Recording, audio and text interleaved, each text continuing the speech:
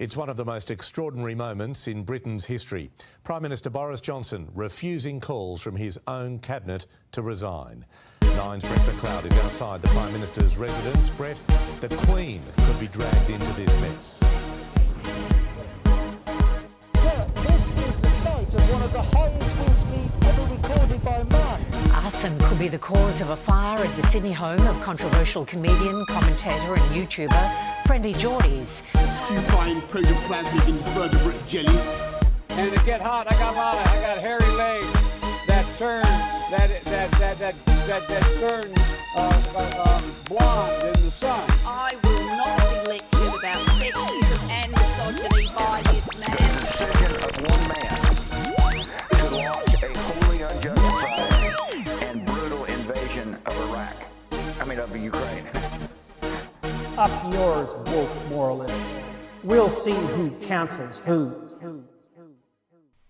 The world is on fire, but we are talking about Barbenheimer.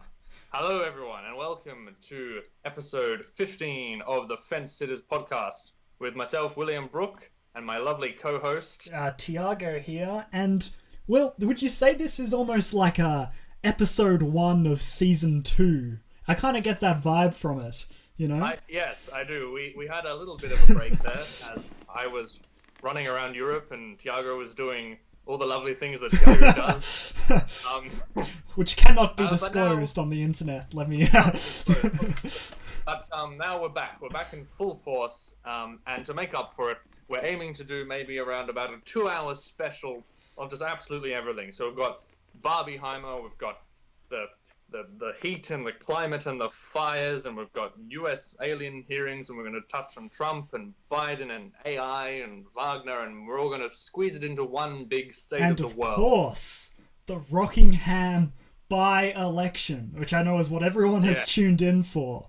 But if you're lucky, we might even touch on it.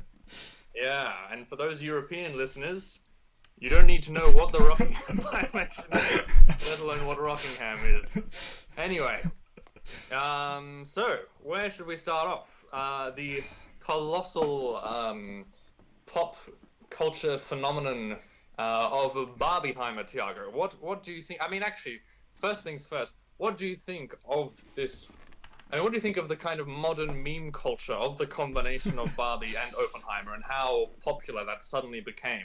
Well, yeah, it's arguable whether it was a completely natural sort of thing that came about, or perhaps there was some collusion with the marketing teams, but who knows? Either way, I think these movies would have both done very well if it wasn't for this, but you cannot argue what the sort of modern day meme culture has done. I mean, everyone, before the movie came out, let's just say, everyone from every side of politics, all ages, were all having a good laugh about how Barbie and Oppenheimer were coming out on the same days and talking about... I mean, I don't need to tell you people this. I'm sure you've all experienced it. It might be one of the most popular events or memes of the year so far. Anyway, well, what's your thoughts on it?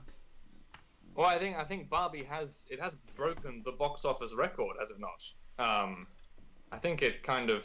I'm not sure the exact number, but I think it has made the most money of a film ever. Is that right? Which is, yeah, wow. I think it was up in, it was a colossal amount.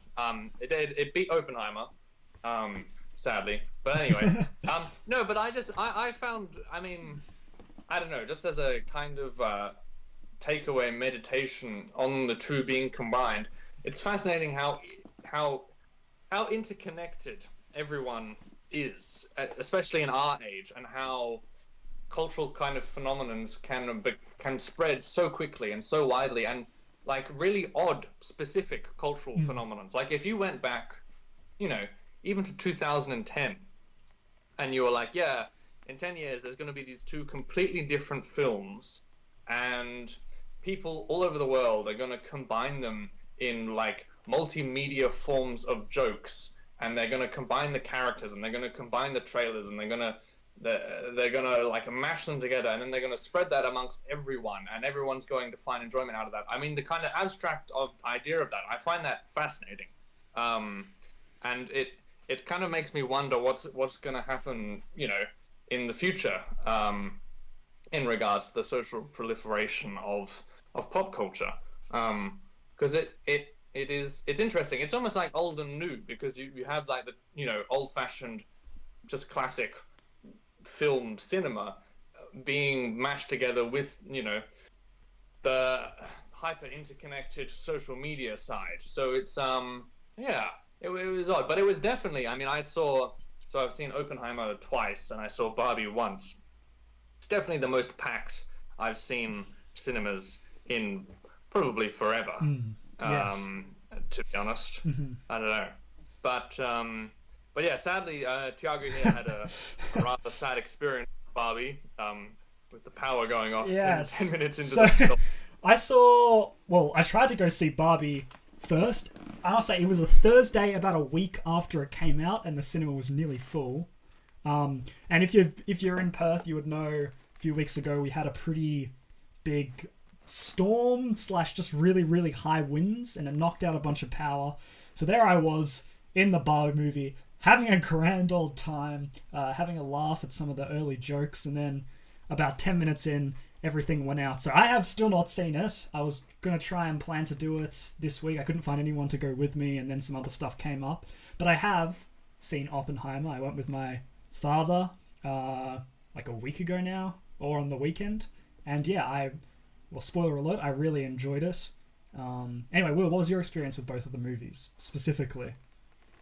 Yeah, but I don't know. I have mixed feelings on Barbie.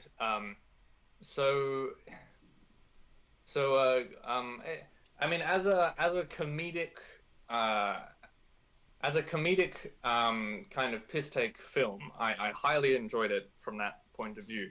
So I thought it did a brilliant job of quite cynically taking the piss out of society, and quite cynically taking the piss out of the brand of Barbie and Mattel and itself at the same time, which you don't see much anymore. So I thoroughly enjoyed that.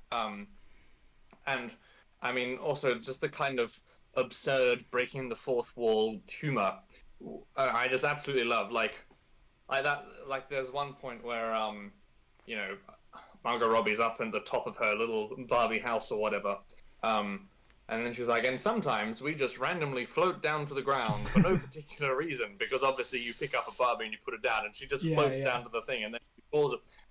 Just random stuff like that. And well, can I just, before we go on, we probably will be spoiling both movies. If you, somehow haven't seen them, we will be. I'll put like a little code of time when we stop talking about them at the end, if you don't want to see. But anyway, continue. Anyway, yeah, and then Helen Mirren as the narrator was very good, just breaking the fourth wall, and the whole why did you cast Margot Robbie as this role? It was probably not the very good decision. When she said that, that it was just really quite cynical and brilliant. In regards to the actual message and the kind of undertones, I personally somewhat agreed and found them comforting, because you had that really, again, cynical side, but you also had the really quite humbling, more pleasant side, which kind of ends the film on an upward lift, with the kind of old lady who was the founder of Barbie. You kind of run into her halfway through the film, and then she appears at the very end, and she's kind of like this wise old lady, which Barbie eventually has some words with or something in this other realm. And it ended up on an uplifting kind of no. So there was a good mix between the harsh cynicism and the genuine heartfelt upliftingness. Another point was Ken. I was quite happy that they could have just the whole thing with Ken and becoming completely addicted to patriarchy. I thought it was brilliant. There's one scene where he comes into the real world, and he's kind of on this Wall Street-esque thing, and he goes up this escalator, and he's surrounded by these pictures of Bill Clinton and George Bush and Lincoln, and men on horses and cowboys and whips and money and fur coats. I mean, and like hard hat and workers. I mean, I thought that was all brilliant. But at the very end, it kind of reveals that Ken is having a crisis about, well, quite frankly, about his masculinity and who he is as a person. And at the very end, he finds out he can be Ken without having to rely on Barbie, which I thought was quite important. Now, the other thing is, I'm worried that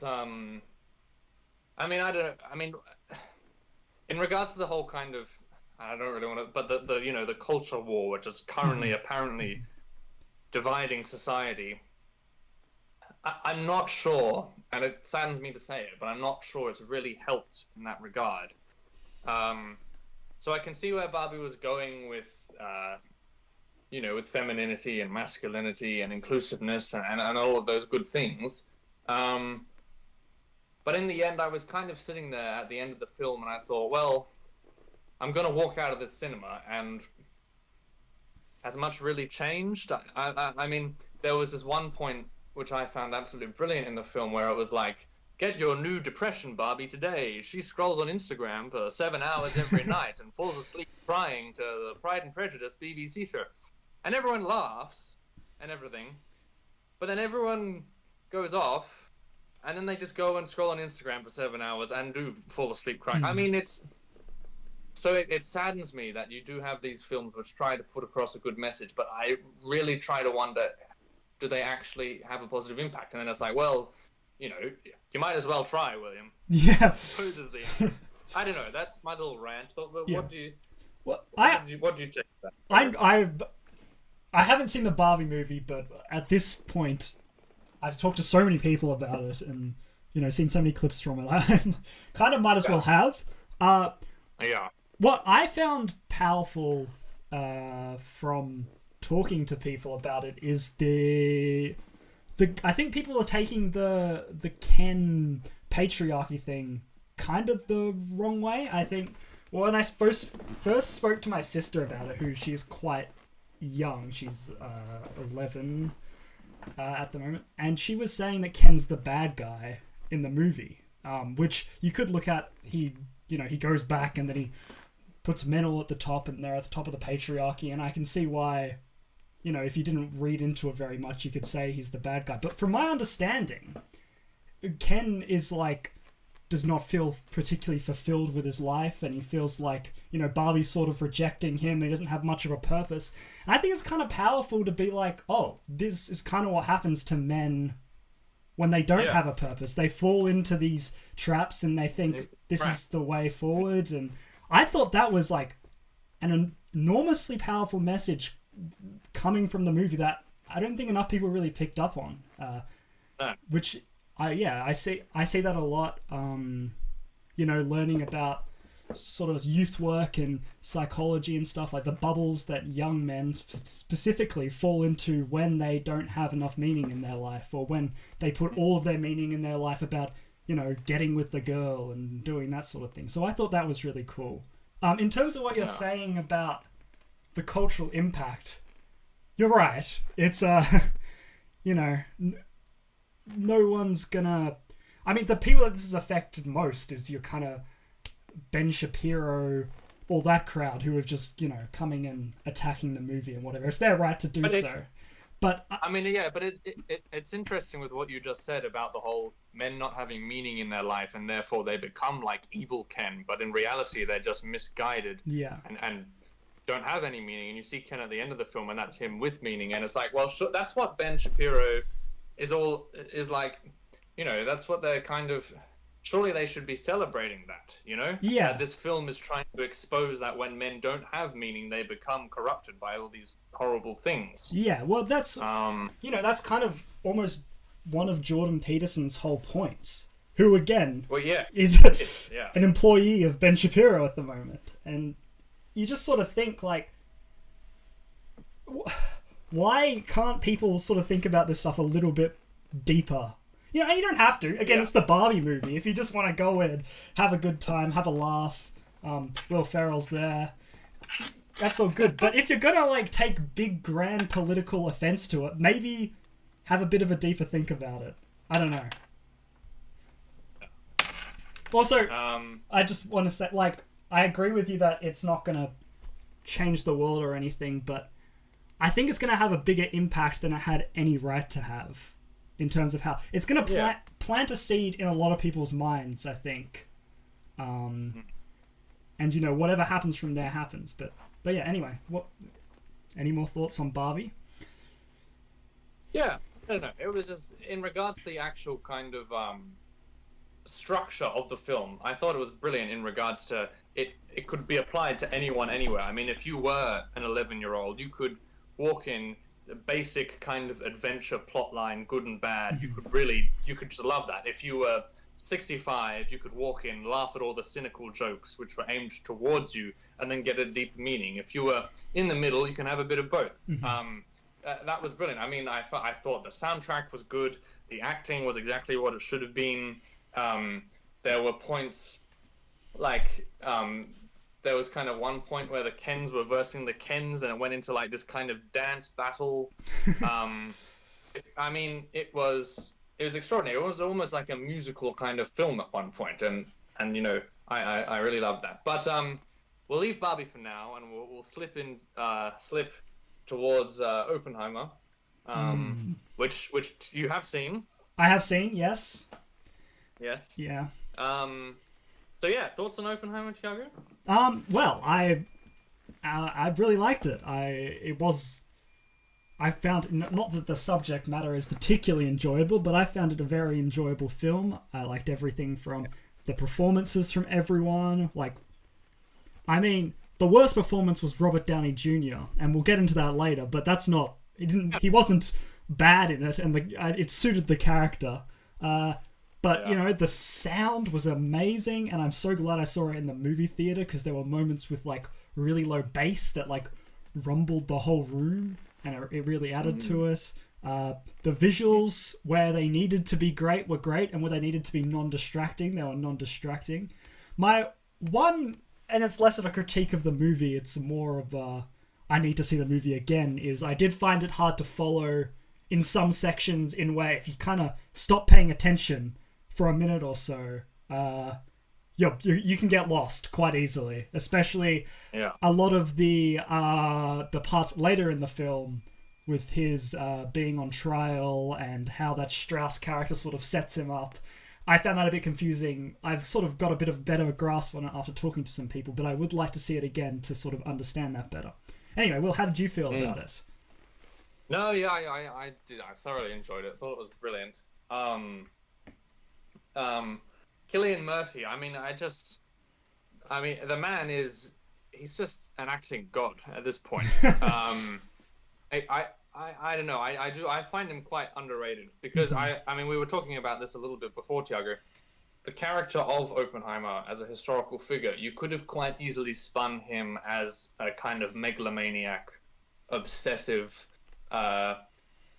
kind of superiority complex genius who works like day and night, in and out, and then doesn't really have time for anyone else. And if you think about like Benedict Cumberbatch or something, you know, you could have gotten Benedict Cumberbatch to play that kind of character, like a Sherlock kind of character, or an Alan Turing kind of character. But Cillian Murphy does a similar thing, but you know, tweaks it to a fundamental point where you have such. I mean, his character of Oppenheimer was just so well rounded. I mean, there was, you know, as an audience member, you always felt like he was doubting himself, and he you know, he was never sure. He was never 100% sure with what he was doing. He was always nervous about the people around him.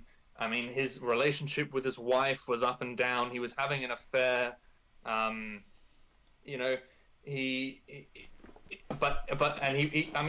and the deep, dark kind of conflict within him about whether or not he should be doing this or he shouldn't be doing this, and his communist affiliations. I mean, Cillian he pulled it off with just such an extraordinary level of expertise. I thought it was absolutely brilliant. He really pinpointed that character and just the quietness and the subtleness and the fragility of the man. But which yeah, he was all that, and he was extremely smart. But they didn't go down the road of like complete psychopath. Like he's a womanizer. He goes to parties. He drinks. He's charismatic, but he's also got it's quite a complex character, especially when you could so easily put, as you said, like that Benedict Cumberbatch Sherlock kind of person there and then be on with it. So, I mean, and honestly, one of my favorite bits was when, when he's first dressed up in his military uniform, and then his scientist friend is like, take off the uniform, and he goes into his little like hut, and he like has his like hat and his pipe like assembled, and he like puts it all on. And then the music in the background, and that to me was just the full kind of formulation of him as a man. But no, it was brilliant, and it really, it opened my eyes to the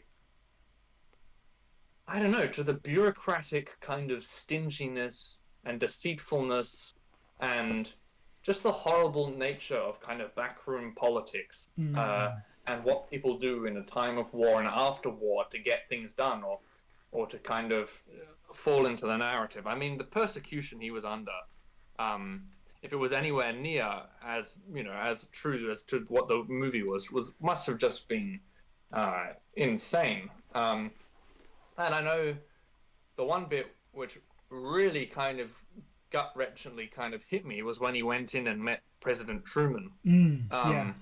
And Truman was just this kind of ogreish, almost Trump-like, quite frankly. Trump-like, not really care. And then when he leaves and he's like, get that crybaby out of here. I mean, to me, that was like, oh my God, you're dealing with a weapon which kills tens of thousands of hundreds of thousands of people. You've just met the guy who's made it. Mentally, he's all over the place. You're the one guy who could kind of provide some reassurance, and you're just a horrible, horrible man. And to finally realize that the final person at the very top of the hierarchy is like that, it kind of shatters the whole illusion, which is what it was meant to do. So yeah, it was a brilliant, brilliant film. Yeah, and as it can be said for both of these movies that yes, they're high budget Hollywood movies, right? But they're very specific visions from directors, and they both say something and don't just say something simple. And I think that's really refreshing from blockbusters. Yes. Of like 100%. Like it's kind of incredible that these things went ahead. And this I always say this is what happens when you put money in the hands of people with good creative visions and see what they can do. And like Oppenheimer. No, you go. Yeah. Well, I mean, you could have made a Barbie film which was absolutely trash. The potential was there for a Barbie film to just be one of the worst, boring, mundane, plasticky, consumerist film literally ever made. Which is, I think, everyone thought it was going to be like that, but Greta Gerwig, the director, grabbed hold of it, infused it with all these political, social, cultural, commentaries and sarcasms and whatnot, and served up something which was really quite good. And then the same with Christopher Nolan, getting a brilliant cast, a brilliant soundtrack, a fascinating man, a quite incredible point of history, and just creating a brilliant film. Yeah. So a few things I would like to talk to you about, specifically with Oppenheimer, in terms of like what it had to say in general about sort of the state of the world post-nuclear nuclear weapons, is a scene that hit me quite decently was so for those of you who haven't watched and don't really care about spoilers, at the beginning of the film, Oppenheimer is brought to this institute which is run by this Strauss fellow, and he goes out and Einstein's sitting by the lake and he's skimming rocks and whatnot, and he goes up to him and he says something to him, and this whatever he said has upset Einstein, which, by the way, I found this is no fault of the movie, but I found having Einstein in a movie incredibly distracting. But, yeah, I don't know. I just saw him and I felt the urge to laugh every time because it's a funny looking guy. Yeah. Anyway, so he walks. The point where like the car drives away and he like walks out of the dark and just comes across the driveway. Yeah. Yeah. Anyway, he walks past the Strauss fellow as he's leaving the lake, and he gives him like some evil eyes, like he's upset with him. And so throughout the whole movie, Strauss is kind of, what did Oppenheimer say to Einstein and all this, and then in the end, it's revealed that he has come to him earlier in the movie and said there's a small chance that if we ignite this bomb, then it'll start a chain reaction, the whole atmosphere will be set on fire. And then at the end, he says, I think the atmosphere, like we did start a massive chain reaction here. And it cuts to just the world and a bunch of nuclear weapons going off and burning. And I thought, like, that's terrifying. And it's not like it's a thing that's like, oh yeah, that'd be bad if it happens. It's gotten close to happening like a decent amount of times. And a couple of those times not on purpose either, because, things go wrong and human error and all that sort of stuff. Well, it does. I mean, it does for us too, who didn't grow up in the Cold War. It hit home as to the power and the effect of nuclear weapons, and you just have to look at the Cuban Missile Crisis or whatnot. Think about how colossal that really could have been. I mean, literally, life ending. And I don't know, personally, to do a wee mini little segue, I find it interesting in regards to perhaps as a metaphor on AI. When we look at the current state of AI in the world at the moment, and it just seems to be we're tipping into a fundamental kind of free fall into the development of AI and artificial intelligence and everything, and we really don't know where or how or where it's going to go or how it's going to develop or all those different kind of things. So I, instead of grasping a message about nuclear weapons are, we should think more about nuclear weapons, we should think more about their development, we should think more about their impact, I kind of grasped perhaps we should compare this to the current development of AI. That's kind of what was going through my head. You could even take that metaphor further when thinking about like regulations on AI. Like the big part of the movie is sort of who should be calling the shots on how we manage the whole situation with nuclear bombs. Should the people that know heaps about them, the scientists, be the ones saying this, or the government? And this, I think, is kind of similar. Do we get the, businesses, or do we let the people that have developed AI to keep going? So I think you could really read into that a lot, Will. That's quite interesting. You brought it up. Yeah, I suppose that, you talk about businesses. I mean, it's almost like there is that third factor. You've got the scientists, you've got the politicians who are elected, you've got the scientists who have the knowledge and actually developed it, but then you now have this third factor of the corporate, international organizational businesses, which can market and distribute and produce this stuff. And now they have a fundamental stake in the game, which they wouldn't have had back in the 1940s.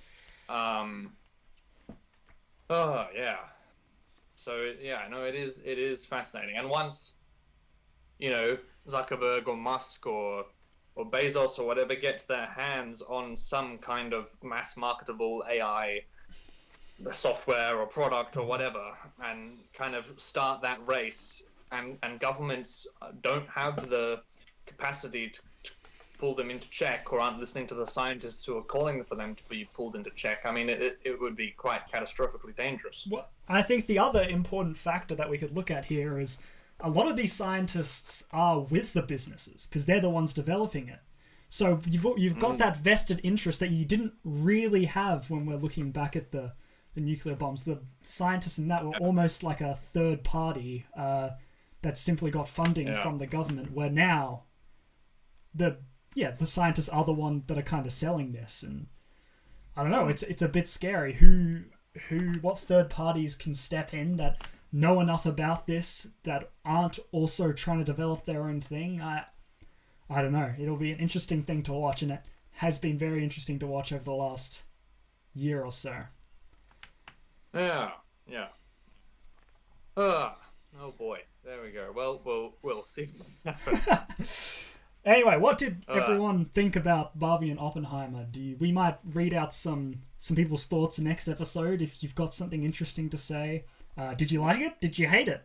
I would like to hear from someone who didn't really like either, because I haven't really met anyone in my personal life who disliked either of the movies. So let us know.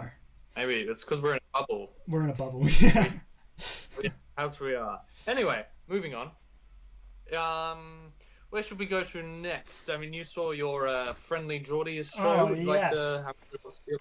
So, continuing on with this sort of extended what are we watching and reading section today, it was quite some time ago now, maybe a month and a bit ago, me and some of our close friends all piled into the Frio Social and saw the latest Friendly Geordies show. It was Do you want to explain? Would you like to explain just to some of the viewers who Friendly Geordies is? Yes. So if you don't know, Friendly Geordies is kind of the young voice for Labour in our country, or the Labour movement, the union movement. He's a comedian as well. Can be quite controversial. Has had a few, I guess you could say cancellations, though they haven't seemed to. His house was fired. Yeah, well, I was getting to that. His house was firebombed late last year, I think, just before Christmas. He's been going through it. Will and I went and saw the show, as we've talked about before, A Tale as Old as Rome, last year, just before his house got firebombed, which I thought was like a really interesting political take, historical take that I'd never really heard echoed before, and I thoroughly enjoyed the show. I thought it was very funny as well. Anyway, so recently he's been sued by the ex-premier of New South Wales, what's it called? The Deputy Premier of New South Wales. This show was kind of about his dealings with that lawsuit and the Australian defamation law and court system in general. And I must say, Will, though I enjoyed it, I didn't find it as interesting or refreshing as the Rome one. And I almost feel like he did this show because he felt an obligation to talk about this stuff rather than he was like truly passionate about it. But yeah, as you walk in, it's quite intimidating. Because he's been in so much legal trouble, there's a big like sign on the projector that says like, if you're a member of these interest groups and if you're like one of these people from this kind of law firm, or if you're an employee of John Barilaro, please do not enter. You can get your refund at the front, sort of thing. And then he comes out and a bit more of a serious note than the last one. And it was funny. It was very funny, but I don't know. I just didn't find it particularly refreshing. It was kind of the same sort of like, you think you have free speech in this country? Well, have a look at this. And it's like, yeah, we kind of have been hearing this message specifically from him for the last sort of 3 years. But yeah, it's fair to say I was a little disappointed, though it was still enjoyable. But I am looking forward to the next one, which he is going to supposedly be talking about the Byzantine Empire. And I feel like something so specific, it has to be something he's quite interested in.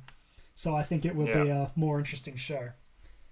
Yeah, so that's my thoughts on Bruce, the latest Friendly Geordies show. He's coming back to Perth. I think our friend Jake wants to go see him. He might be going alone, though. Anyway. Oh, well, there we are. Mm-hmm. But yeah, moving on from all the Friendly Geordies there.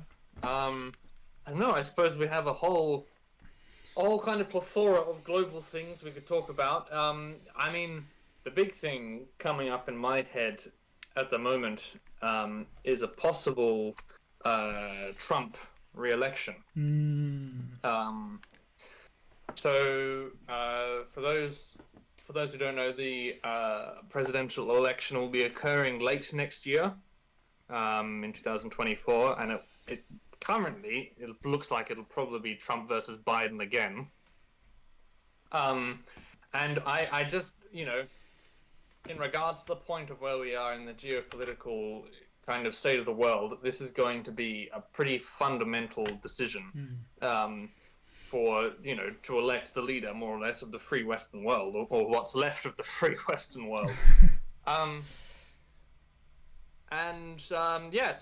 I mean, we'll have to see what happens. But an election of Trump would be quite, in my personal view, catastrophic. I think he would simply intoxicate and, ravage through the current kind of order which we're all trying to keep the world together. I mean, you look at what's happening in Ukraine, you look at what's happening in Taiwan. Trump would probably pull support from Ukraine. He would dial down the support for Taiwan. And it is genuinely a question. I mean, you look at the current counteroffensive, which Ukraine has been undergoing which Ukraine has been pushing back against the Russians. And I don't know about you, Tiago, but I remember several months ago, on the BBC and the global news and whatnot, everyone was going on about this grand Ukrainian counteroffensive, and the West had supplied all these tanks and everything, and they had all these armored kind of spearheads, and they were going to push through the Russian lines and push them back. I mean, this counteroffensive has been going on for several months now. The media attention is severely dialed down, and the gains made by the Ukrainians are really nothing substantial. I mean, they have made gains, but nothing to really, no major targets or anything. And so if the US was to pull out from Ukraine, which could happen under a Trump presidency, I personally believe that the whole Western the whole Western influence in Ukraine might just crumble, which would be a disaster. Because we saw it happen in Afghanistan. The second the US pulled out of Afghanistan, the rest of the West pulled out, and the whole thing collapsed into Taliban rule. So I don't know. I mean, what do you think about a possible Trump presidency? Yeah, it's interesting. You would have thought after everything that's happened that we wouldn't be getting back to this, but people aren't happy with Biden. That's one. And Trump's got this sort of cult following that they show up on the day. They come and vote for him in a country where voting is non-compulsory. And I think this sort of apathy towards Biden, just being like, is going to make a lot of people that would otherwise be voting Democrat either not show up or maybe, swing somewhere else. And I have heard whispers, Will, from various people saying maybe this is the time for a third party candidate in the US.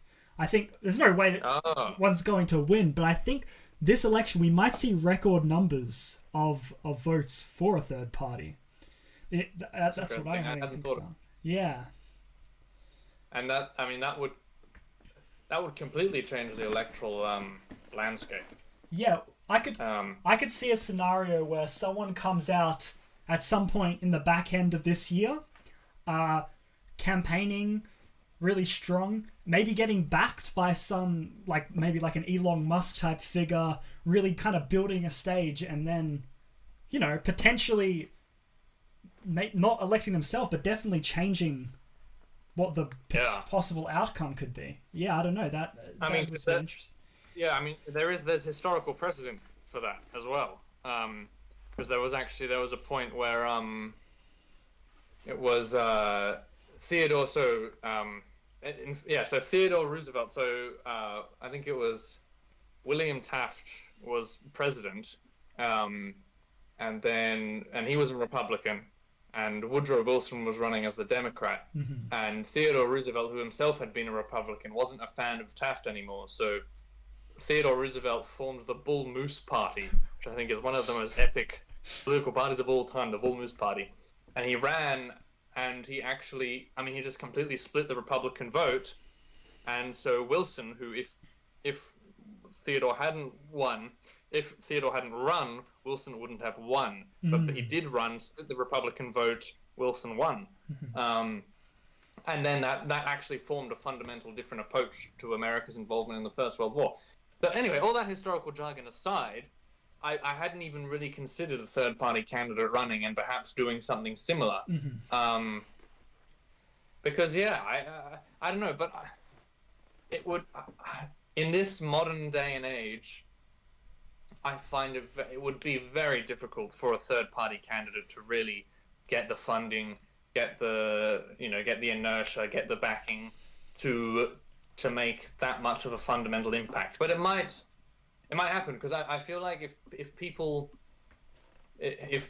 are not happy with either Biden or Trump, they wouldn't really back a third candidate. They'd probably just not vote. Yeah. Which is even worse. But I think there's a large group of Republicans living in the US who don't want Trump, but they want a Republican government. I feel like a more, not even more mild in terms of policy-wise, but a more mild-mannered, less up the wazoo sort of figure was to come out. As you said, like an ex-Republican, that could potentially chop the vote in half, as you said, and we could see another term of Biden. I don't know. Maybe. Yeah. But and another term of Biden. He's an old man. He's he is a very old man, and I genuinely worry that he's just frankly too old. Yeah, well, that's the thing. I mean, I don't know I particularly need to push for a super young, millennial candidate, but maybe not someone who's going to be, 93 or whatever by the end of his term. It's kind of insane. And I suppose, maybe his idea as well, win the presidency, do maybe a year and a half, and then resign and let Kamala Harris take over. But then Kamala Harris seems to be incredibly not popular. Yeah, well, that's the other thing. Well, surely there are more popular candidates that would give them almost a more guaranteed win within the Democrats. I mean, surely Joe Biden, is as old-timey and charming in that sort of respect as he is, there's got to be someone that the people of America, sort of relate to more. It seems like a strange decision to keep him, at the head of things. Yeah, I don't know. I suppose it's just, if there's a sitting president, they should always rerun, is the kind of thing that people do. But, it is an interesting point as to what's happening around the world. You kind of look at Western electoral politics, and you've got mediocre Trump and Biden in the US. You've got Rishi Sunak and Keir Starmer. Keir Starmer, to me personally, he's kind of going through a bit of a Tony Blair, New Labour 2.0 kind of thing, which he doesn't really seem to be his own kind of person. Doesn't seem to have the charisma. So that's not very inspiring there. The West really needs some resurgent kind of kick up the backside from some kind of new Tony Blair or new Margaret Thatcher or new Clinton, or there needs to be. You've got kind of Macron, but Macron, he's lost his majority in the French Parliament. He's got all those protests going on. The Western world needs to have a new, youthful, invigorating set of leaders, and currently we don't have that. Do you think that's what a lot of people feel like Trump is? This is a very 2016 discussion, but in a world with all this mediocrity, he's marketing himself as doing this big change and doing something different, which is why he has this sort of cult following. I guess just because we don't believe in what he's doing and agree with it all. Yeah. I feel like what you're saying is a general feeling around the world, and I feel like for a lot of people, Trump brings a sort of... Is that answer? Yeah. I don't know. What? Yeah. Is there anyone in the Western world? Well, I mean, I don't know. I mean, because the thing is, Trump's in isolation, so he will. I mean, he'll dial down the dial on Ukraine. He'll dial down the dial on Taiwan. He'll pull the US back to the US. What I'm kind of talking about is an internationalist, right, Western leader who kind of unites rather than divides, which is what Trump does. Yeah. Which is what we need, because you look at the way Russia's going, you look at the way that Xi Jinping and China is going, and, you look at the faltering kind of lackluster democratic performance of Modi in India, and you start to I really do start to worry about these things, and we are truly going into a new age. And just as these things, I mean, this kind of moves me on to perhaps the next topic within the podcast. Is it seems that the world is at some kind of breaking point, some kind of fundamental shift, which we're currently on the cusp edge of in regards to a new hyper technological age of AI, a new climate. I don't really know what to call it. I mean, I suppose you call it climate emergency or whatever you want to call it. But I think the fact is there's something definitely going on badly with our climate, and people need to get into action. But so you've got that happening. And then you have the militaristic instability within Ukraine and within Taiwan and around the world. And all of these things need global unity. They need global leadership. They need nations coming together, sitting down and sorting them out. But Trump comes in, America pulls away. Things get difficult in Ukraine. Xi Jinping's becoming more powerful. Everyone's kind of dividing up and becoming a bit more pessimistic, when in reality, right now, at this very point in time, is just when governments and democratically elected leaders need to become invigorated. Because when they don't and when they falter, it's when you have these Elon Musks, it's when you have these Mark Zuckerbergs and these Jeff Bezos who kind of filter through and start to, I don't know, infiltrate through the cracks and further that division. I don't know, that's just a kind of a big rant from me. Yeah, you're definitely right, where it feels like we've been building up to this sort of nexus point over the last, almost since post-COVID. With the... Yeah. I would argue that COVID might have even been the beginning of it, or you could say that Trump was... Whatever you think. But there's definitely... I say a Brexit Trump. Yeah. And it's like... I feel like we've spent so much time sort of looking at the cultural war impact of what this all means, and not enough on our, international geopolitics, which is... Yeah. Which is personally, I think, far more important. Yeah, I mean, you'd be hard to argue otherwise, really. Yeah. Because, getting up and... Why are we sitting here arguing about, Bud Light commercials and all that when... Yeah. I mean... When people are dying in Ukraine. Yeah. And I mean, it's also another point, is that, sure, there's this division... and pulling away and stagnation and toxicity at the top, and no real new kind of leadership at the top. But then you look at, as in global kind of leaders, but you look at the down-to-earth day-to-day people, and it's getting worse with us as well. So, and this all links into technology and AI and mass communication.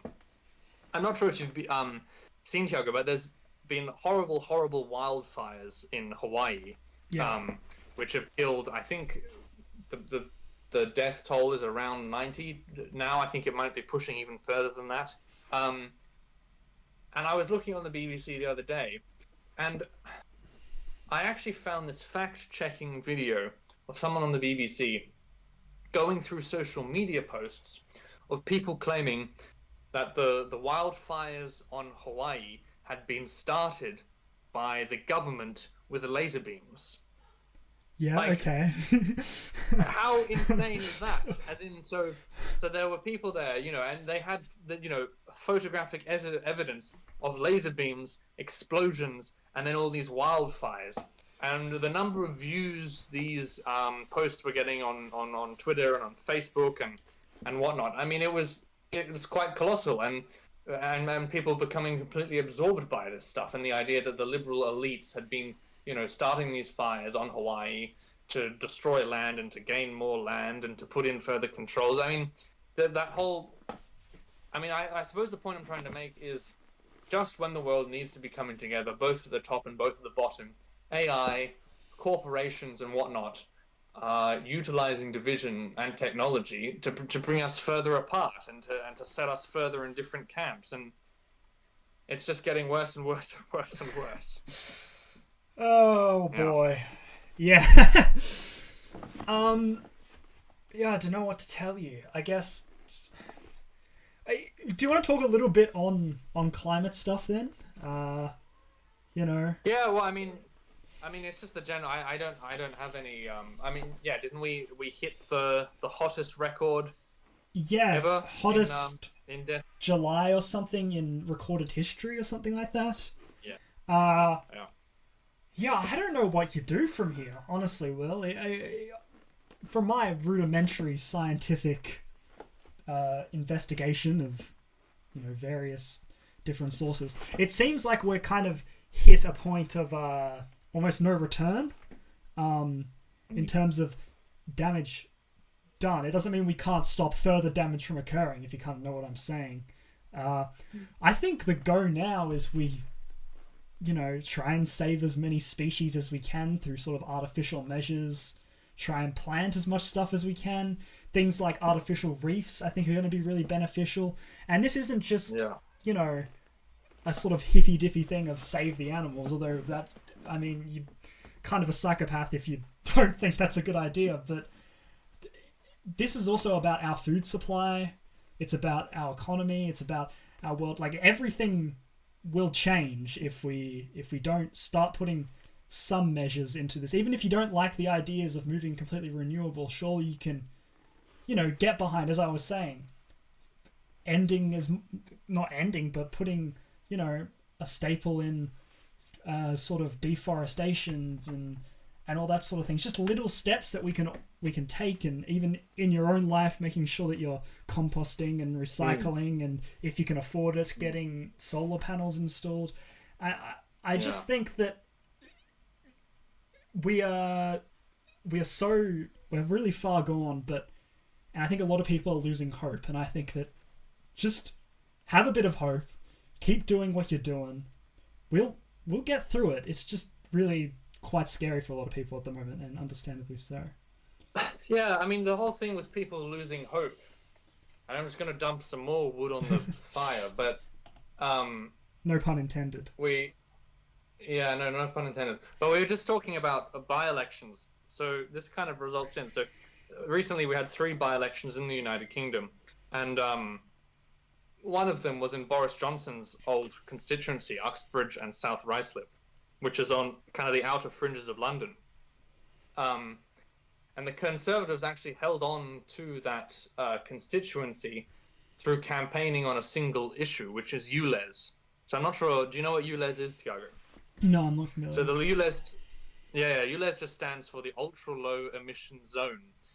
So pretty much Sadiq Khan, who's the Labour Mayor of London, is expanding this ultra low emission zone, which is in regards to driving cars, to encompass more and more of London. So if you have a certain type of car, which has a certain type of engine or whatever, before a certain year, you have to pay a certain amount of money to actually drive it. So it's more or less a tax for driving negatively, environmentally impacting cars. The Labour really should have, probably should have won this constituency, but the Conservatives campaigned hard on this issue, which is ironic because Boris Johnson actually brought it in when he was Mayor of London, so that's a whole other thing. Yeah. It's one of the largest ironies ever. But the point is, the voters rejected Labour. They stayed with the Conservatives, not by much, but by enough to keep in the Conservatives. And the point is, it was all about this ULEZ thing. And sure, it was one constituency on the outer fringes of London rejecting this environmental move. But, I mean, the impact in the British political discourse has been massive, because it's like, well, hold on a second. If we are actually going to make change in an environmental way, this is what we should be doing. And here are voters democratically rejecting it because it's starting to come in and starting to cost them more money. And, you know, in this current cost of living energy crisis and inflation crisis and all of these different crises we're going through, it is expensive to become more environmentally friendly. And the thing is, it always hits the people who are worse off economically. It always hits them worse because they pay more on their fuel.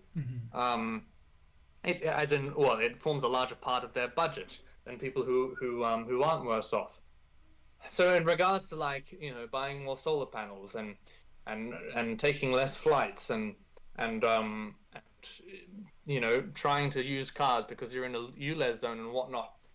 It's just a little blip, but you extrapolate it larger, and it is a genuine worry that when it comes down to paying the bills to increase in environmental sustainability in this day and age, it seems like people just aren't even really willing to do it.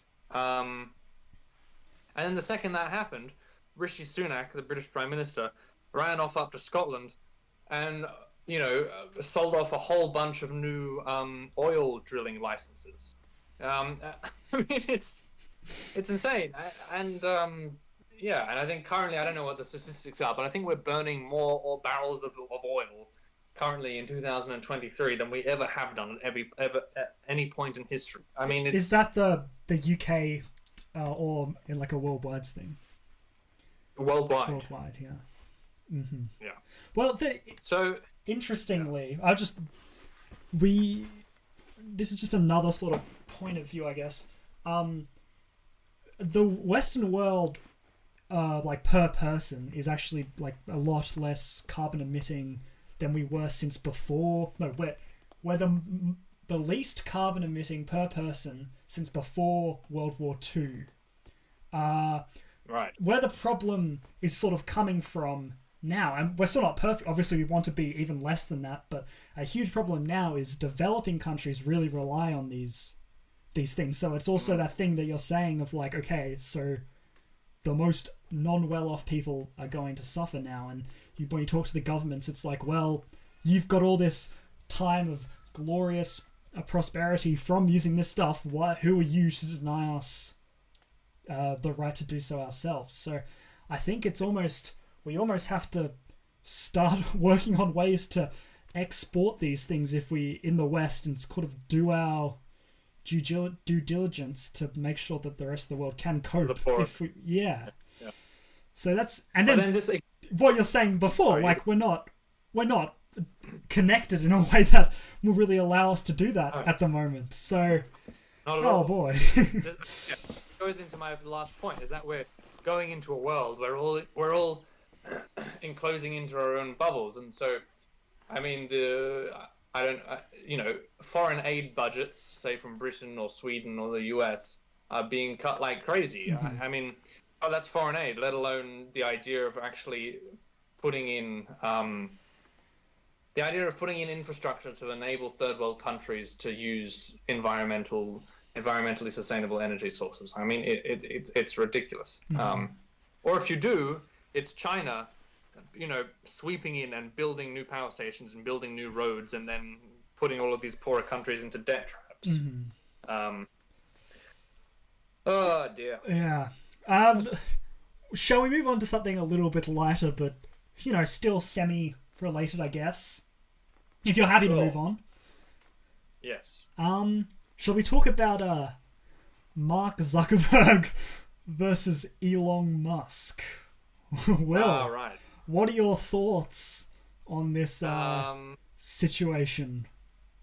Yeah, I don't know. I mean, they're donating the money to charity, right? Yeah, I think so. Yeah, to like a veterans fund. Yeah, I mean, if they weren't doing that, it would be a completely different story. But they are. I mean,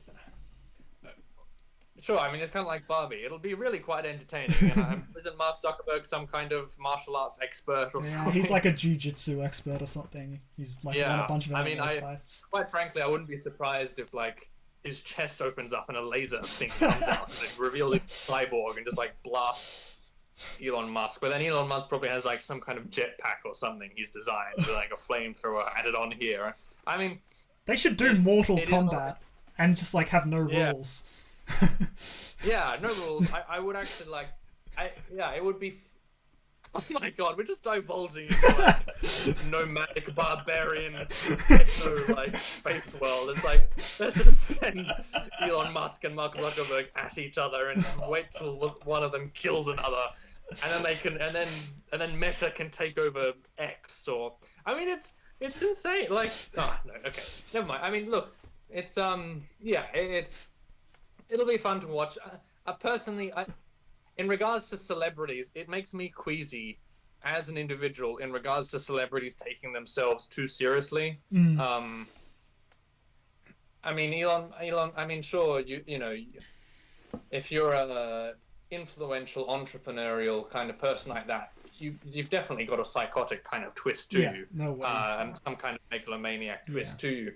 But it makes me as an individual quite nervous to see, you know, celebrities like that kind of fighting, right? I don't know. It's like just get on with your job. Like you're a multi-billionaire CEO. Just stay to yourself. Just keep making your money. Just keep ruining people's lives through social media. Just leave us alone. We don't really care if you fight. I mean, that's my honest kind of opinion. And then it's like, sure, you're donating the money to charity, but I mean that's one good thing, I guess. Yeah, I kind of feel the same way as you, where I'm like, I guess there's nothing wrong with it, and perhaps it's even a good thing if it's gonna, you know, make some people's lives better. But what are we doing? It's new celebrity. It's just new celebrity culture. I don't like it. You know. And I specifically, I mean, I think, you know, what's his name? Mark Zuckerberg is one thing. He's kind of creepy and whatever, but I really, really like feel quite sick whenever I hear things about Elon Musk and the way he's sort of like, you know, he's always like, oh, I'm one of you, and oh, look at all the stuff I'm doing for the environment with my electric cars. And then you kind of hear what's really going on in the background and how poorly he treats people. And I don't know, it's this weird face of like, oh, look, I'm cool and young and hip and I'm dabbing and, 69, isn't that funny? But, you know, let's buy Twitter, lay off a bunch of people and then, you know, act like everything's fine. And I don't know. What are your thoughts on Elon Musk in general, Will? Yeah, I don't know. He does. I mean, again, it's this new, and as we're entering into this new age, they are a new realm of celebrity. They are a new realm of leaders. We haven't seen anyone like Elon Musk or Mark Zuckerberg ever before. I mean, you think of the kind of oil business magnates of like the 1800s and the 1900s, and you think about the Rockefellers, or you think about the Rothschilds, or these big kind of banking families, and it's like, sure, they were powerful and they were influential, but they were behind closed doors, and they would be talking to politicians, and they'd be talking to governments, and they would, you know, they would keep to themselves. But in this hyper interconnected world, with this new realm of celebrityization, it's I don't know, and it does make me uncomfortable, because they start to, I mean, again, it comes back to that question. It's how are they controlled? Who draws the line as to how much power and influence and control Zuckerberg, Musk, Bezos, how much they have? You know, and you look again. We're bringing back up Theodore Roosevelt. Back in the early 1900s, he went into America, and there were all these railroad monopolies, and he went in and he broke up all of the monopolies, took a chip off all of their shoulders and enabled a flourishing economic railroad market in the US, and broke up all of the kind of the sterile market that had occurred. And so it's like, again, we need some kind of third party, genuinely democratic kind of political class or leader to come up and create some kind of global system, some global third party watchdog to actually regulate Elon Musk, to regulate, those kind of corporations. It's interesting you're saying this, because we're talking about tech monopolies and that sort of thing.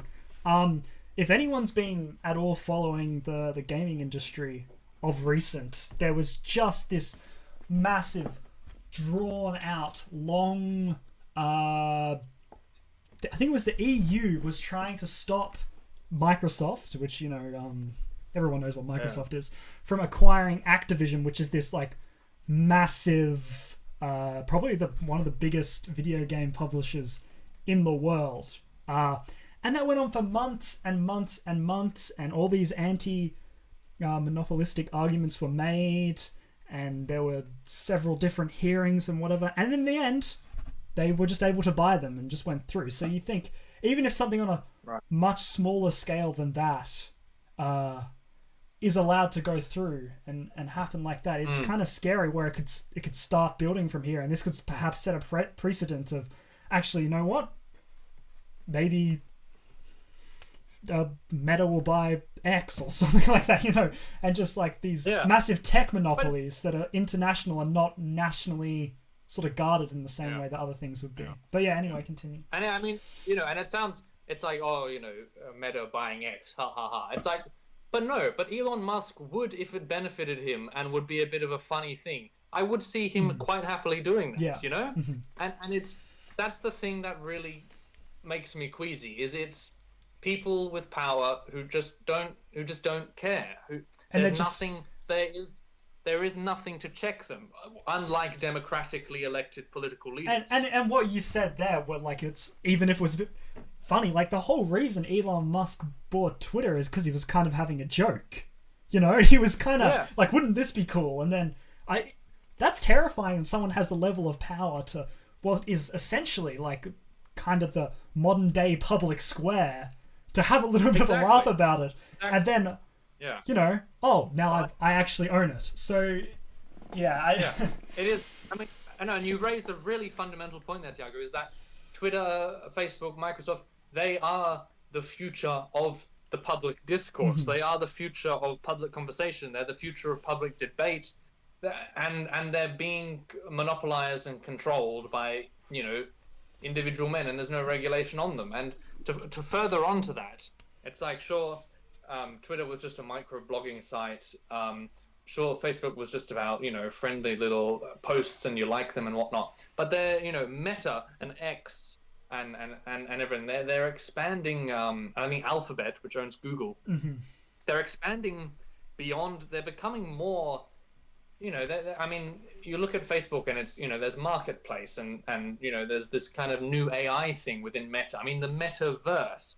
Zuckerberg is trying to create an all-encompassing kind of abstract technological sphere within which humans can engage in all sorts of ideas and currencies and thoughts and photographs and communication and Elon with his whole X thing. I mean, when he rebranded it as X, he seems to be going down a similar route, and Google with Alphabet as well. I mean, they're Facebook with Meta, you can see it. So it's these technological spheres of human interaction which are being controlled by a small number of people, which governments don't have checks of. I mean, and it is this fundamental chip. I mean, we went through the Stone Age, and then we invented fire, and then we went through the agricultural age, and we invented farming, and then we invented industry, and we went through in the industrial age, and now we've hit that peak of this new AI technological age. And where it's going to stop and where it's going to end is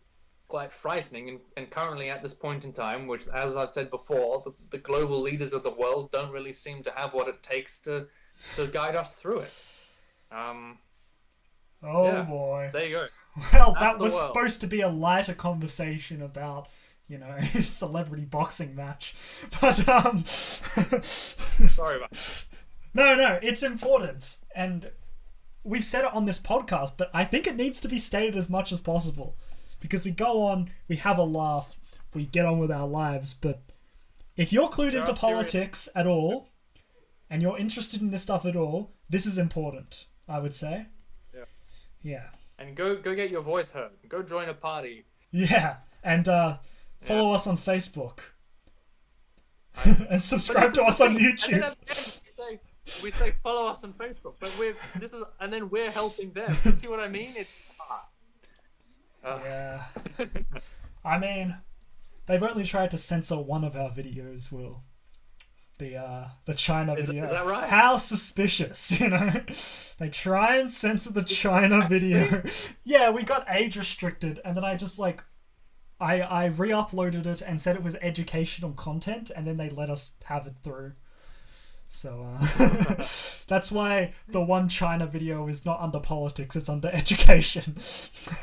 Well, who knows? Maybe the US government is shooting Hawaii with laser beams.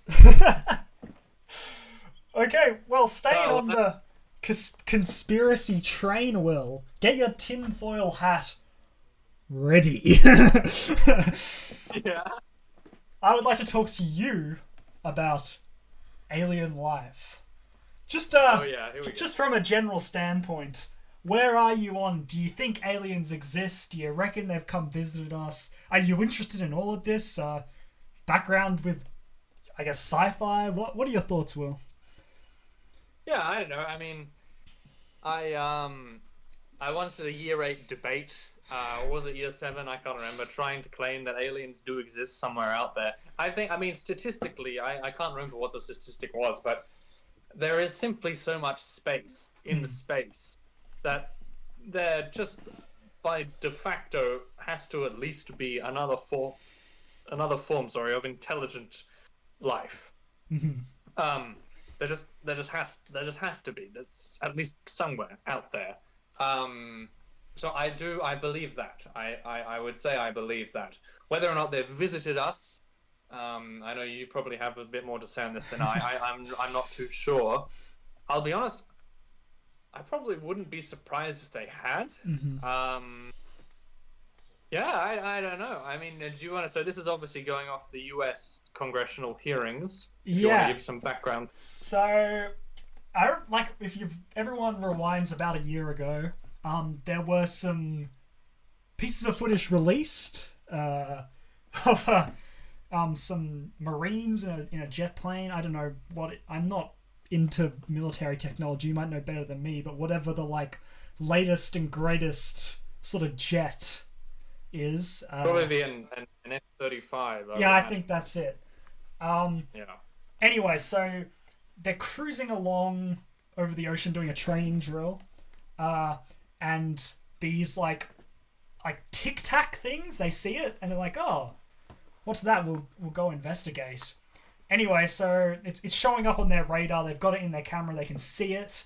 So this guy, the Marine in the jet, he starts doing these really, you'd have to be top trained sort of military personnel to know how to do it and have to have this specific jet to be able to do it. These maneuvers that are just insane. And the little Tic-Tac is keeping up with it, and it's sort of doing the exact same thing, And so the American plane is following the Tic-Tac? Yeah, so he goes towards the Tic-Tac to see what it is, and then he just sort of starts moving about to see what it would do, and it's just copying him.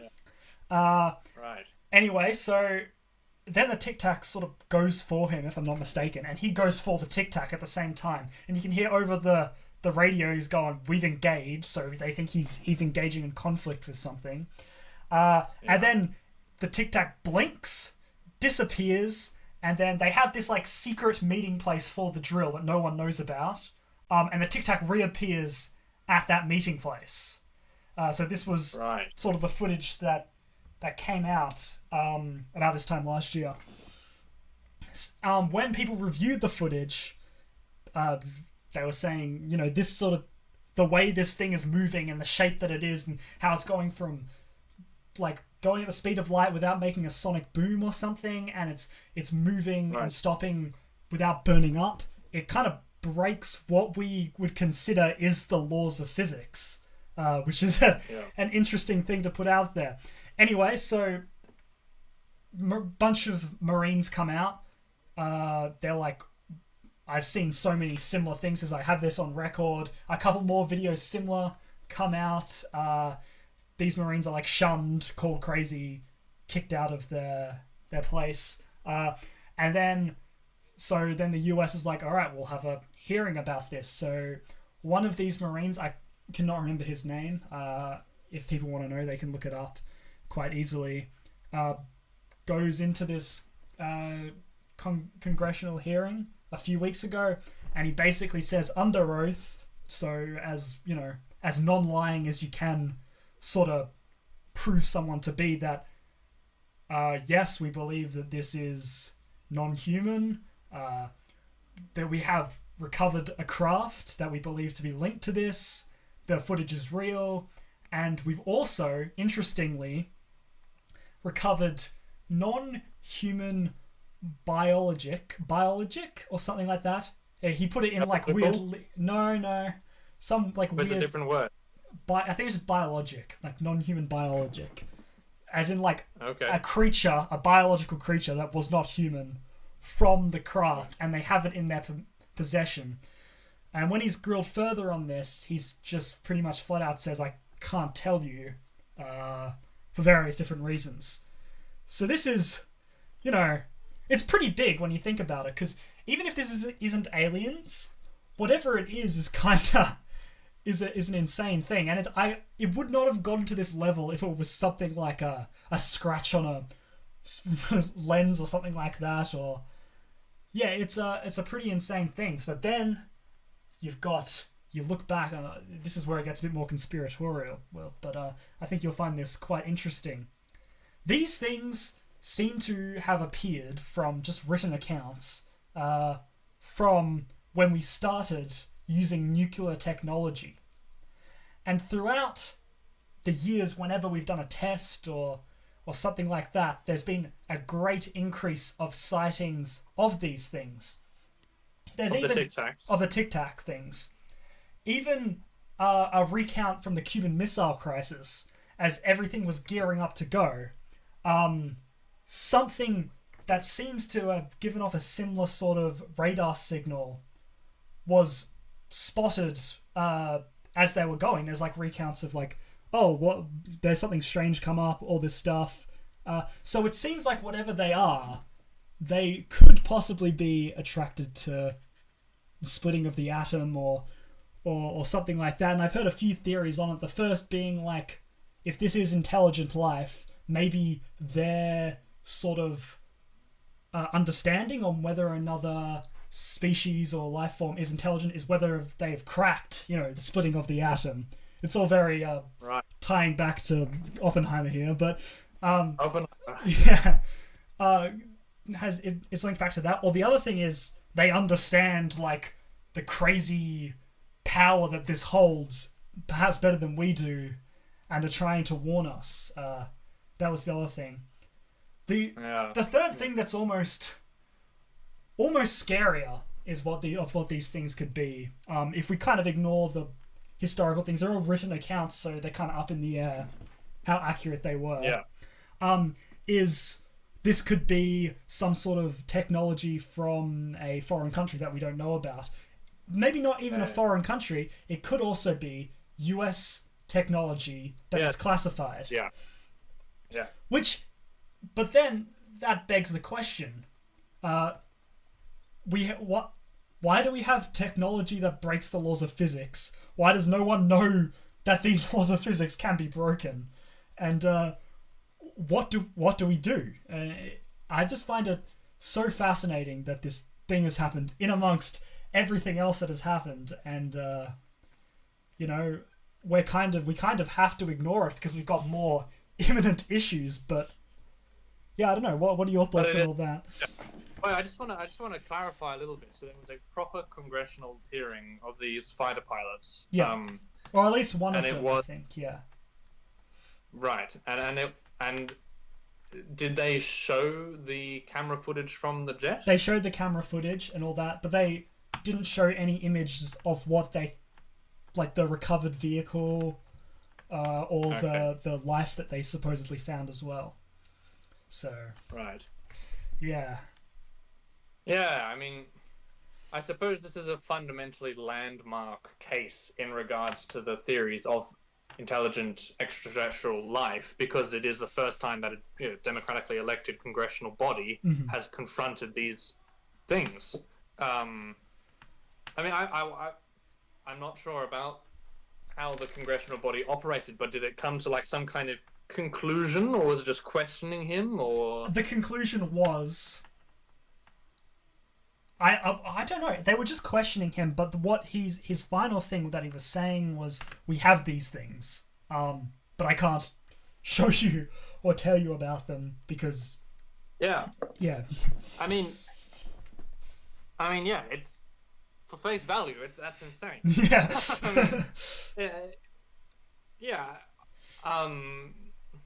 That is insane, and it really makes one think. I don't really know what to say, Tiago. I mean,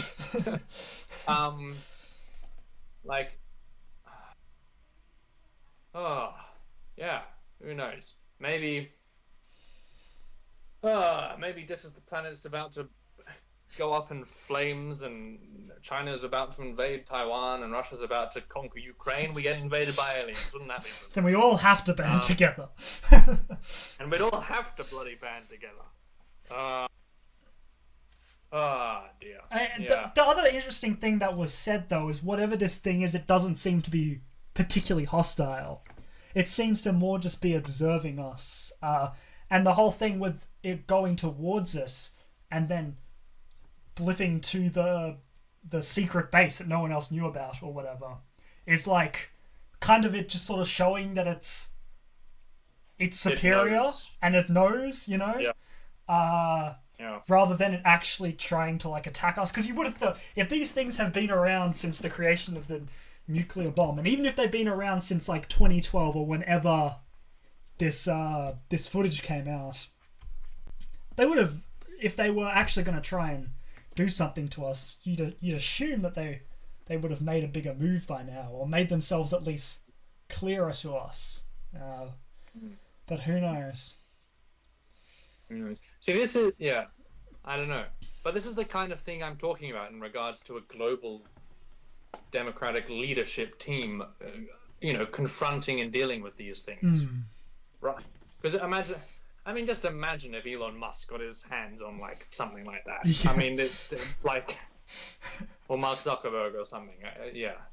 But no, that is a fundamental case, and I'm actually really quite curious, and I'll probably look into that a bit more. I don't know. Should we perhaps leave it there on that bombshell? Yeah, I guess we're at 1:20, so it's up to you what we do from here. 1:20. Yeah. Okay. Yeah. I don't know. I'm pretty done, to be honest. Okay, yeah, I'm happy with it as well. We've gotten through a lot today. I hope you enjoyed. Yeah. You can all take your tinfoil hats off now. We are safe. Yeah. No longer talking about the you-know-whats. I would just maybe everyone have a little bit of a reflection on the last 6 months. It's been pretty chaotic. It has. Any closing thoughts, Will?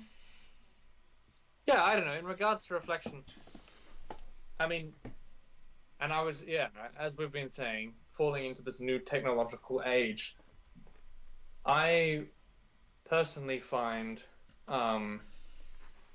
another thing is, to viewers, I'm actually now living on an island off the coast of Scotland.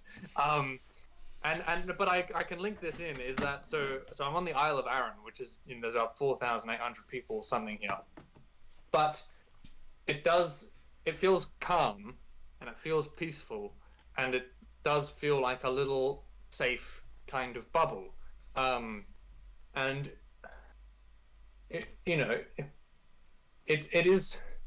it's quite easy to become overwhelmed and hyperstimulated and scrolling on your phone and listening to the news and worrying about, like, literally worrying about aliens and all of these things and nuclear war and everything. But, like, it's equally as easy, and I know all the stuff will still be there, but it's equally as easy to turn your phone off and to go for a walk, or just to grab a book and sit down in a cafe, or to just take time and calm yourself, because at the end of the day, we're all just stardust flying through on a massive rock.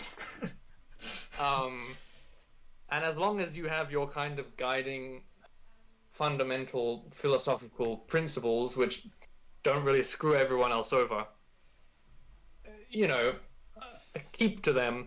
Keep yourself happy. Keep yourself healthy. You know, 5 veg, 2 fruit, apple a day, and just keep buggering on is what I would say. So there you go. I'm prescribing everyone a relaxing glass of wine after listening to this episode. I don't have I don't have any wine. Oh well. Hey.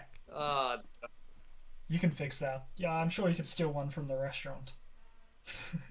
We'll see. We'll see. Anyway. Anyway. I hope you enjoyed. If you like what you heard, go follow us on all the big evil social media platforms. Yeah, I hope you enjoyed the comeback. We will try and make these more regular now that Will's settled back into a permanent home for the time being, and you know, I'm done doing my secret thing that I was doing that may or may not involve aliens. Can't specify here. And anyway, we'll see you next week.